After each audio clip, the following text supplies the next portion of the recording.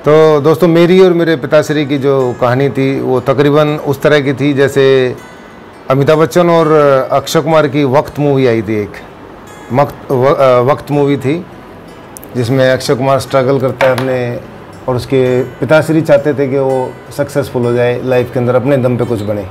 तो ऑलमोस्ट यही कहानी मेरी और मेरे पिताजी की थी। और आप यकीन मानिए, जब पहली बार मैंने वक्त मूवी देखी थी, अब भी जब भी देखता हूँ, और जब पहली बार देखी थी तो बहुत ज़्यादा रोया था मैं उस फिल्म को देख करके, क्योंकि एक एक लम्हा उसमें ऐसा लग रहा था कि जैसा मेरा और पिताजी का लम्हा चल रहा है। कहानी सेम थी, एंड भी सेम था दोनों स्टोरीज़ का। तो अब भी देखता हूँ तो आँखें नम हो जाती है उस मूवी को देख करके। और जैसे उसमें जो अमिताभ बच्चन जो एक्टिंग करते हैं, जिस तरह की एक्टिविटी करते हैं, जिस तरह की एक्टिंग करते हैं, ऐसे ही पिताजी भी क्या करते थे। जैसे एक बार मैं अपने दोस्तों के साथ ऊपर बैठ के टीवी देख रहा था, पिताजी का रूम नीचे था, तो हम देख रहे थे कोई मूवी। अब पिताजी ने नीचे से लाइट काट दी। वक्त मूवी में भी वो दिखाया गया है वो लम्हा कि वो बिजली काट देता है। ऐसे ही पिताजी ने उसमें, हम 4-5 दोस्त बैठ के ताश वगैरह खेल रहे थे, स्कूल की छुट्टियां पड़ी हुई थी, तो नीचे से लाइन काट दी। और मैंने देखा कि यार सबकी लाइट आ रही है, हमारी लाइट गई हुई है। मैं जा कर के खंबे में चेक करके आया तो वहाँ भी करंट था, वहाँ भी लाइट थी। तो घर आके देखा तो पिताजी भी, गर्मी का बहुत सिड़ी हुई गर्मी पड़ रही है जिसको कहते हैं ना, बहुत ज़्यादा गर्मी पड़ रही थी। पिताजी भी जो है बनियान में, और नीचे उन्होंने लोअर डाला हुआ था, उसमें पंखे से दरवाजे पे खड़े होकर हवा कर रहे। अब मैंने देखा वहाँ भी लाइट है, बाकी सबकी लाइट भी आ रही है, हमारी लाइट क्यों गई हुई है। तो मैंने आके देखा तो लाइन गिरी हुई थी, नीचे से लाइन काट रखी थी। तो मैंने बोला पिताजी क्या चक्कर है, आपने लाइन काट दी क्या। बोला हाँ, बोले मैंने लाइन काट दी क्योंकि आप लोग टीवी देख रहे हो, ताश भी खेल रहे हो, बिजली फूक रही है उसमें, तो फ़ायदा क्या है। तो वो पिताजी बता देते आप, हम उसको टीवी को बंद कर देते। बोला नहीं, मैंने सोचा कि पता नहीं आप लोग डिस्टर्ब हो जाओगे, मगर तो आप भी गर्मी में मर रहे हो हमारी वजह से। तो इस तरह से ऐसी कई एक्टिविटी थी जो वो करते थे। हंसी भी आती है और कई बार जो है दिल इमोशनल भी हो जाता है उनको, उन बातों को सोच सोच के। ऐसा ही एक जो सबसे रोमांचक किस्सा है मेरा और मेरे पिताश्री का, उसमें सबसे ज़्यादा रोमांचक किस्सा है जब मेरी पहली बाइक स्प्लेंडर ली थी, हीरो होंडा स्प्लेंडर। और उसमें उस टाइम क्या होता था, महीना 1.5 महीना लगता था, वेटिंग होती थी बाइक आने में। जब भी हम अप्लाई करते थे उसके कुछ दिन बाद बाइक मिलती थी।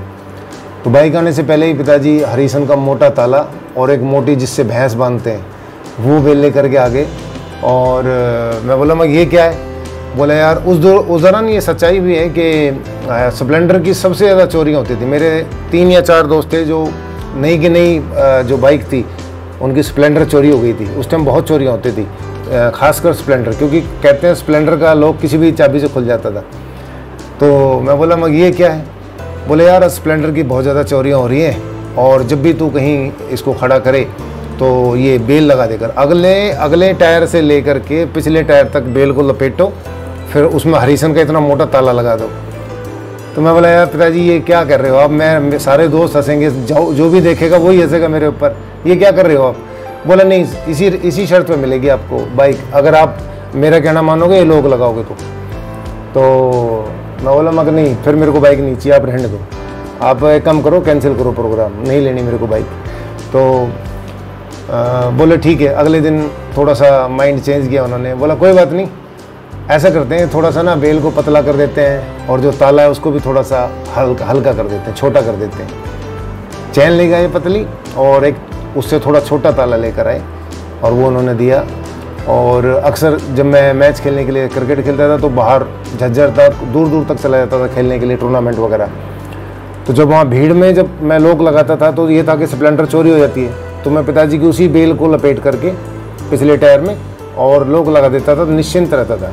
और ये पिताजी का आशीर्वाद कहो या उनकी सोच कहो कि आज तक मेरी बाइक मेरे पास खड़ी हुई है, और पिताजी का दिया वो ताला और वो चैन जो बेल थी वो भी उसमें अभी तक मौजूद है। तो बहुत सी चीज़ें होती हैं जो हम ये कहते हैं। अच्छा, सभी लोगों को पता है, जो मेरे दोस्त हैं, मेरी फैमिली में सभी को पता है कि जब मेरी बाइक आई थी तो बड़ा रोमांस था, मैंने उसका नाम भी रख दिया था रोजी। और रोजी के भी किस्से हैं, मैं आपको आगे आने वाले उसमें बता दूंगा। तो उस दौरान जो है हम वो मैं बता रहा था कि उसकी जो बेल और ताला दोनों मौजूद है, अभी भी मेरे पास रोज़ी मौजूद है, वो ताला और बेल भी मौजूद है। अक्सर हम कहते हैं कि हम ही ठीक है, जैसे माँ बाप जो कहते हैं वो तो बुज़ुर्ग है, पुरानी जनरेशन के हैं, हम ही ठीक है, लेकिन हम भी हमेशा ठीक नहीं रहते। ये सभी बच्चों को मानना चाहिए, चाहे वो हमारी जनरेशन के हैं चाहे नई जनरेशन के हैं, कि अगर माँ बाप की कुछ बात मान ली जाए तो वो जीवन में हमेशा काम आती है। आज भी वो चैन और ताला, वो बाइक मौजूद है मेरे पास, शायद इसलिए कि पिताजी का आशीर्वाद रहा होगा, या ये कहो कि मैंने उनकी बात मान ली थी। कोई ना कोई कैलकुलेशन तो उनकी भी होती थी। हम ये मान लेंगे ना हम ही सच है तो गलत है। तो ऐसे ही जो नई जनरेशन उसको बोलना चाहूँगा कि, तो नई जनरेशन उसको ये कहना चाहूँगा कि ठीक है, आप लोग नई जनरेशन में हो, नई नई चीज़ें चल रही हैं, माँ बाप पुरानी जनरेशन के हैं, लेकिन उनके सोच, उनके संस्कार ही हैं जिसकी वजह से सनातन धर्म या हमारा हिंदुस्तान है। तो अपनी बातें मानो, लेकिन जो बात जायज़ लगती है माँ बाप की जो भी है वो सभी बातें ज़रूर माननी चाहिए।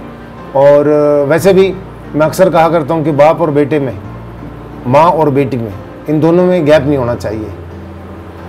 माँ को चाहिए कि बेटी के क्लोज रहे, कोई भी गैप ना रहे, क्योंकि बेटे और बाप के बीच में जब जब गैप आया है, बेटी और माँ के बीच में जब जब गैप आया है, उस गैप को भरने के लिए समाज के दूसरे रिश्ते आ जाते हैं। और जितना गैप बढ़ता है बाप बेटे के बीच में, माँ और बेटी के बीच में, लोगों को बड़ी खुशी और बड़ी तसल्ली मिलती है। इसलिए मैं माँ बाप से भी, जो भी पेरेंट्स हैं, उनको भी रिक्वेस्ट करूँगा कि जितना हो सके गैप को कम करें और बातें करते रहें, जो भी टेंशन है, दुख है, एक दूसरे के शेयर करें और बच्चों के साथ रहें हमेशा। और नई जनरेशन को भी ये मैं ज़रूर बोलूँगा, रिक्वेस्ट भी करूँगा कि माँ बाप का कहना ठीक है, 10 में से कोई एक आध बात हो सकता है कि उनके वक्त के हिसाब से ना हो, वो गलत निकल जाए, लेकिन मैक्सिमम बातें उनका एक्सपीरियंस और उनका जो आपके प्रति प्यार है वो यही कहता है कि बहुत सी बातें उनकी सच निकलती है। उनका मान के जब हम आगे पहुँचते हैं कहीं किसी निष्कर्ष पे, तो पता लगता है कि नहीं यार वो सच कहते थे। और जो भी खुशियाँ देनी हैं, जो सुख बांटने हैं, उनके जीते जी उनके सामने अगर हम बांट लेते हैं तो अच्छा रहता है। क्योंकि मैं पहले भी अपने वीडियो में बता चुका हूँ कि तस्वीर पर हाथ टकने के बाद काजू कतली खिलाओ, चाहे दुनिया की कोई भी कीमती से कीमती चीज़ खिलाओ, कोई फ़ायदा नहीं है। उनके जीते जी उनको सूखे टुकड़े खिला दोगे तो वो काफ़ी है उनके लिए। तो आपका दिन मंगलमय हो, आपका हर दिन सुखमय हो। Thanks lot.